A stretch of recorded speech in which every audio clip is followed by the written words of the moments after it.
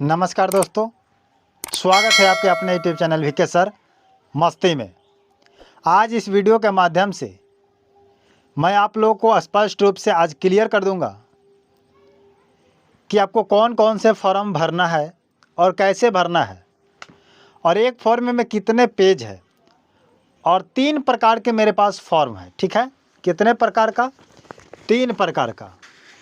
सबसे 1 नंबर पे है आपका, मैं बता रहा हूँ कि ऑनलाइन किए जाने हेतु छूटी हुई जमाबंदी को ऑनलाइन करने हेतु आवेदन पत्र। ये आपका फर्स्ट नंबर फॉर्म हुआ। ठीक है, ये आप देख रहे हैं, ये फर्स्ट नंबर आपका फॉर्म है। ठीक है, दिखाई दे रहा है। इसमें आपका 2 पेज है, यानी कि 2 पेज है। फर्स्ट पेज पर ये है आपका भरने के लिए, और सेकंड पेज पर आपका एक पृष्ठ और है, दिखा देते हैं आपको नज़दीक से, देख लीजिएगा। ये आपका इतना है जो सेकंड पेज में भरना है। ठीक है, तो ये फॉर्म कौन भर सकते हैं? ये फॉर्म वही व्यक्ति भर सकते हैं जिनका जमाबंदी ऑनलाइन अभी तक नहीं हुआ है, छूट चुका है, या कुछ ज़मीनों का जमाबंदी हो चुका है और कुछ ज़मीनों का जमाबंदी अभी ऑनलाइन शो नहीं कर रहा है, छूटा हुआ है। वैसे व्यक्तियों के लिए ये आपका फॉर्म भरना है। तो ये कैसे भराएगा, किस प्रकार से, क्या क्या आपको क्या क्या लिखना है, कौन कौन से दस्तावेज लगाना है, ये पूरे लिस्ट आपको मैं बताऊंगा। ये फॉर्म है, ठीक है, इसको फिलअप करने के लिए मैं आपको बताऊंगा कि कैसे भरना है। अब बात करते हैं, 2 फॉर्म और है मेरे पास। ठीक है, कितना? 2 फॉर्म और है। एक फॉर्म ये है और उसके बाद दूसरा फॉर्म आपका ये है। बहुत लोग कमेंट किए हैं कि सर मेरे को फॉर्म मिला है, लेकिन आपको कौन सा फॉर्म मिला है और आपको कौन सा फॉर्म चाहिए, ये आपको पता है या नहीं है? मैं आपको नहीं बता सकता हूँ। ये आप खुद बताइएगा कि आपको कौन सा फॉर्म भरने का आवश्यकता है, जमाबंदी छूटने वाला, या ये है आपका उत्तराधिकारी दाखिल खारिज याचिका पर पत्र। ठीक है, और आपका ये वाला है आपका, इसमें कह रहा है कि बंटवारा उत्तराधिकारी बंटवारा के साक्ष्य के माध्यम से दाखिल खारिज याचिका पर पत्र। ये 3 टाइप का फॉर्म है, और किस फॉर्म की आवश्यकता आपको है ये आप जानते हैं, बट ये तीनों फॉर्म को मैं क्लियर करूंगा वीडियो के माध्यम से।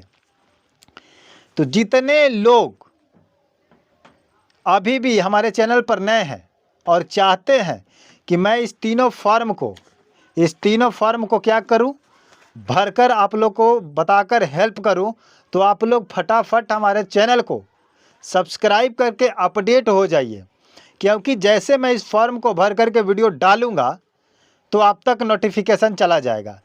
तीनों फॉर्म, इसमें 2 पन्ने हैं, ऐसा में बहुत सारा पन्ना है। ठीक है, कम से कम ये आपका 7-8 पन्ना ये है। 2 फॉर्म ये है जिसमें 8 पन्ना से कम नहीं है, और 2 पन्ना ये, 10 पन्ने का फॉर्म है। और जो व्यक्ति कमेंट किए हैं कि मेरे को फॉर्म मिल चुका है, तो आपको फॉर्म मिला, बट कौन सा मिला? ये वाला मिला, ये 2 टाइप के। और आपको आवश्यकता कौन सा फॉर्म है ये आपको बताना पड़ेगा कि आप करना क्या चाहते हैं, तब आपको पता चलेगा कि आप करना क्या चाहते हैं, फॉर्म कौन सा भरना है। हो सकता है कि आप चाहते हैं कुछ और करना, आप फॉर्म भर करके डाल दीजिएगा कुछ और, तो यहाँ पर प्रॉब्लम आ जाएगा। इसलिए ये वीडियो बहुत ही महत्वपूर्ण है, इम्पोर्टेंट है।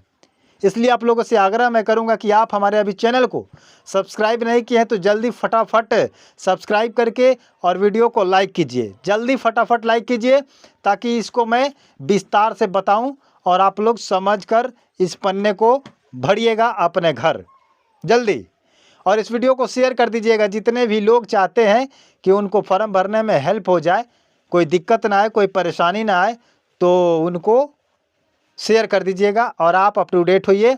और क्या करना है, सबसे पहले मैं बताऊंगा छूटी हुई ऑनलाइन जमाबंदी, यानी कि जिन व्यक्तियों का जमाबंदी छूट चुका है उनको मैं बताऊंगा कि आपको करना क्या है। ठीक है, तो सबसे पहले देखिए, ये फॉर्म आपका 2 पेज का है, बहुत ही आसान है, इसलिए इसको सबसे पहले बता दे रहा हूँ। उसके बाद 2 फॉर्म और मेरे पास है, उत्तराधिकारी बंटवारा माध्यम के हिसाब से, और उत्तराधिकारी दाखिल खारिज याचिका पर पत्र है। 2 टाइप के फॉर्म है। तो आप उत्तराधिकारी भरना चाहते हैं या बंटवारा उत्तराधिकारी भरना चाहते हैं या ऑनलाइन छूटी हुई जमाबंदी भरना चाहते हैं, ये कमेंट बॉक्स में आप ज़रूर बताइए कि कौन सा फॉर्म आपको भरना है। ठीक है, तब जाकर के आपका क्लियर हो जाएगा और समझ जाइएगा। सबसे पहले मैं इसमें देखता हूँ कि इसमें कुछ आपको ज़्यादा मार्केबल बात नहीं है, बट है, तो इसको अगर आप चाहते हैं भरवाना तो मैं ऐसे अगर पढ़ के समझा दूं तो क्या आपको क्लियर हो जाएगा? नहीं हो पाएगा, लेकिन मैं आपको बताऊंगा। और कहिएगा, अगर कमेंट बॉक्स में लिखिएगा तो बोर्ड के माध्यम से बोर्ड पर एक एक वर्ड को भर करके समझा दिया जाएगा। ठीक है, तो कमेंट कीजिएगा कि सबसे पहले ऑनलाइन वाला फॉर्म को भर दे या उत्तराधिकारी भर दे या बंटवारा वाला भर दे, सबसे ज़्यादा ज़रूरत किसको है और कौन सा फॉर्म का है, ये मैं इंतज़ार करूंगा कि आप लोग कमेंट करते हैं या नहीं करते हैं। तो सबसे पहले इसमें मैं बता दे रहा हूं जमाबंदी छूटने वाला। तो इसमें लिखा है कि सेवा में अंचलाधिकारी, ठीक है, विषय ऑनलाइन किए जाने हेतु छूटी हुई जमाबंदी को ऑनलाइन करने हेतु आवेदन पत्र। ठीक, महाशय उपर्युक्त विषय का कहना है कि राजस्व एवं भूमि सुधार विभाग द्वारा डिजिटाइज जमाबंदी में मेरी जमाबंदी ऑनलाइन प्रदर्शित नहीं हो रहा है। समझ रहे हैं? यानी कि जिन व्यक्तियों का जमाबंदी ऑनलाइन शो नहीं कर रहा है उनके लिए ये फॉर्म है। तो जिसे कंप्यूटरीकृत की आवश्यकता है, मेरी ज़मीन की विवरण निम्न प्रकार है। अब आप यहाँ पर समझिएगा, जो कह रहा है कि मेरे पास निम्न प्रकार से है। तो सबसे पहले मैं आपको यहाँ बताऊँगा कि यहाँ पर डिटेल्स में सबसे फर्स्ट नंबर पेज में दिया है इस फॉर्म। ये फॉर्म आपका मिल गया होगा तो ध्यान से देखिएगा। प्रथम नंबर में लिखा है हल्का, तो आप अपने हल्का का नाम लिख दीजिएगा। दूसरे नंबर में लिखा है मौजा, यानी कि आपका ज़मीन किस मौजा में आता है, इस मौजा में मौजा का नाम भर देना है। उसके बाद कह रहा है कि थाना संख्या, आपका राजस्व जिस थाना संख्या में पड़ता है उसमें थाना संख्या भर दीजिएगा, जमाबंदी संख्या भर दीजिएगा, वॉल्यूम नंबर भर दीजिएगा, पेज नंबर भर दीजिएगा। उसके बाद जमाबंदी रैयती का नाम भर दीजिएगा। ठीक है, उसके बाद पता कह रहा है, पता यानी कि आप अपना एड्रेस गांव का नाम लिखिएगा। उसके बाद मोबाइल नंबर मांग रहा है, उसके बाद आधार नंबर मांग रहा है। इतना तो आपका बेसिक लेवल का इन्फॉर्मेशन है, आप जान गए। ठीक है, लेकिन उसके आगे फिर उसके बाद डब्बा बना करके छोड़ा गया है खता, खिसरा, रकबा, खतियानी, खरीदगी, बंदोबस्ती। समझ रहे बात को? क्या क्या छोड़ा गया है? आए इसमें लिखा गया है कि खता भरे, यानी कि जिस खता का खेत है खता उस नंबर का लिख दीजिएगा और प्लॉट नंबर लिख दीजिएगा। रकबा यानी कि ज़मीन कितना कट्ठा कितना दूर है उसको डिसमिल में लिख दीजिएगा या एकड़ में लिख दीजिएगा। उसके बगल में लिखा है कि ये ज़मीन आपका खतियानी है तो खतियानी में टिक लगाइएगा या लिख दीजिएगा खतियानी। या उसके बाद लिखा है खरीदगी या बंदोबस्ती, खरीदगी हुआ होगा तो खरीदगी लिखिएगा, बंदोबस्त किया गया होगा तब बंदोबस्त लिखिएगा। जो ज़मीन आप खरीदे होंगे अपने हिसाब से, अपने आपके पिताजी खरीदे होंगे या दादाजी खरीदे होंगे तो खरीदगी हो गया। और बंदोबस्ती का मतलब होता है कि सरकार आपको कहीं पर बंदोबस्त किया है ज़मीन दे करके, उस ज़मीन को आप बंदोबस्ती में डालिएगा। तो जितना आपका ज़मीन छूटा है जमाबंदी ऑनलाइन इसमें भर सकते हैं। इसमें करीब करीब आपका जगह दिया है 1 2 3 4 5 6 7 8 9 10, करीब करीब 10 प्लॉट या 10 जमाबंदी इसमें आप भर सकते हैं। ठीक है, 10 प्लॉट का एरिया इसमें भर सकते हैं। उसके बाद आगे इसमें लिखा है कि मैंने इस आवेदन के साथ वांछित दस्तावेज संलग्न किया है, अतः अनुरोध है कि उपयुक्त विवरणी के आधार पर जमाबंदी पोर्टल पर विवरणी अपलोड करवाने की कृपा की जाए। आप ये रिक्वेस्ट कर रहे हैं कि जो मैं भरा हूँ और जो मैं दस्तावेज लगाया हूँ वो सही है, इसको अपलोड करने की कृपा की जाए। आप विभाग से कर रहे हैं, ठीक है, वहाँ पर आवेदक का नाम दे रहा है, यानी कि जो इस फॉर्म को भरेगा जिसके नाम से वहाँ पर सिग्नेचर कर देगा। ठीक है, अब कह रहे हैं कि आपको कौन कौन से दस्तावेज लगाना है। वांछित कागजात लिखा है, तो इसमें 9 प्रकार का कागजात दिया है। कह रहा है कि विहित प्रपत्र में आवेदन पत्र, शपथ पत्र के साथ, प्रपत्र जो आवेदन दे रहे हैं इसमें शपथ पत्र के साथ इसको सबसे पहले भर करके दे देना है। उसके बाद कह रहे हैं कि मूल जमाबंदी पंजी, यानी कि जिस जमाबंदी को चढ़ाना चाहते हैं उस जमाबंदी का फोटोकॉपी लगा दीजिएगा। उसके बाद कह रहा है कि दाखिल खारिज, या कि दाखिल खारिज करा दिए होंगे तो उसका रसीद लगा दीजिएगा। उसके बाद कह रहा है कि वास्कित पर्चा या बंदोबस्त पर्चा, यानी कि दोनों पर्चा में से कोई एक पर्चा आपके पास अगर है तो लगा सकते हैं, नहीं है तो नहीं लगा सकते हैं। उसके बाद कह रहा है कि शुद्धि पत्र की स्व अभिप्रमाणित छाया प्रति, शुद्धि पत्र अगर आपके पास है तो उसका फोटोकॉपी लगा दीजिएगा। भू लगान रसीद यानी कि आप लगान रसीद जमा किए होंगे तो उसका 6 प्रति लगा सकते हैं। उसके बाद कह रहे हैं कि खतियान है तो उसका भी लगा सकते हैं।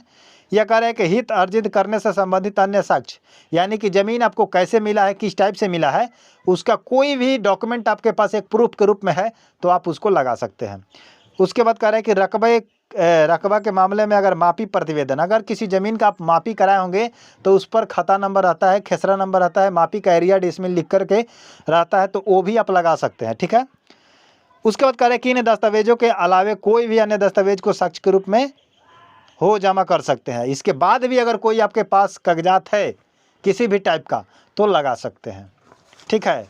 सेकंड नंबर फॉर्म में पीछे आपका कह रहा है कि मैं यानी कि आप जो हैं जिसके नाम से आवेदन कर रहे हैं उसको आप नाम अपना भरा दीजिएगा, उसके माता पिता का नाम भरवा दीजिएगा। उसके बाद मौजा भर दीजिएगा, थाना नंबर हल्का का है, अंचल का है, जिला का है। ठीक है। उसके बाद अंचल, हल्का, मौजा, सब पृष्ठ, जमाबंदी संख्या सब कुछ भर दीजिएगा। इसमें कह रहा है शपथ पूर्वक मैं बयान करता हूं कि मेरे द्वारा परिमार्जन पल्स के माध्यम से जमाबंदी ऑनलाइन करने हेतु दी गई विवरणी सही है तथा उक्त जमीन पर मेरा स्वामित्व है। कह रहा है कि इसमें स्पष्ट रूप से शपथ करवा रहा है साइन सिग्नेचर के माध्यम से कि जो आप भर रहे हैं वो सही है या नहीं है, उस पर आपका दखल कब्जा स्वामित्व है या नहीं है, इस चीज़ को आप स्वीकार कीजिए। तो आपका है तो कीजिएगा, या आपका ज़मीन दूसरा कोई किया होगा और आपके कब्जा में नहीं है तो लिख दीजिएगा कि कब्जा में नहीं है। अगर विषय में जांच सत्यापन शिकायत के क्रम में प्रमाणित होता है तो मेरे द्वारा गलत विवरणी दी गई है तो मेरे ऊपर विधिवत सहमत कानूनी कार्रवाई की जा सकती है। इसमें स्पष्ट रूप से स्वीकार किया जाता है कि अगर भविष्य में आगे चल करके 10 बरस के बाद, 5 बरस के बाद या कोई फ्यूचर में कोई भी इस पर ज़मीन पर क्लेम लगाता है और जांच सत्यापन का मतलब इस पर ऑर्डर आता है कि इस ज़मीन को जांचा जाए या सत्यापन किया जाए कि ये ज़मीन किसका है, किसके नाम से चलते आ रहा है, पहले किसके नाम पर था, अब किसके नाम पर है, तो अगर इसमें कोई भी फर्जीवाड़ा गलती विवरण मेरे ऊपर आता है तो इस पर कानूनी कार्रवाई किया जाएगा जो मेरे द्वारा स्वीकार किया जाएगा। शपथकर्ता का नाम डाल देना है, मोबाइल नंबर डाल देना है, हस्ताक्षर डाल देना है। इतना बात मैं आपको समझा दिया हूँ। ये कौन सा फॉर्म है? ऑनलाइन भरने हेतु जमाबंदी छूटी हुई फॉर्म है। ठीक है। अब आप लोग क्या कहना चाहते हैं, इससे समझ गए या आपको मैं बोर्ड के माध्यम से समझाऊं, ये आप लोग कमेंट में बताइएगा। या इससे क्लियर हो गया तो संतुष्ट है तो ठीक है, अगर असंतुष्ट है, नहीं समझे तो कमेंट बॉक्स में बताइएगा कि सर इस फॉर्म को बोर्ड के माध्यम से, पेन के माध्यम से लिख करके बताइए तो मैं बता दूंगा। और ऐसे समझ में आ गया तो बहुत बढ़िया है। मिलते हैं नए वीडियो के साथ, नए अपडेट के साथ। तब तक के लिए जय हिंद, जय भारत।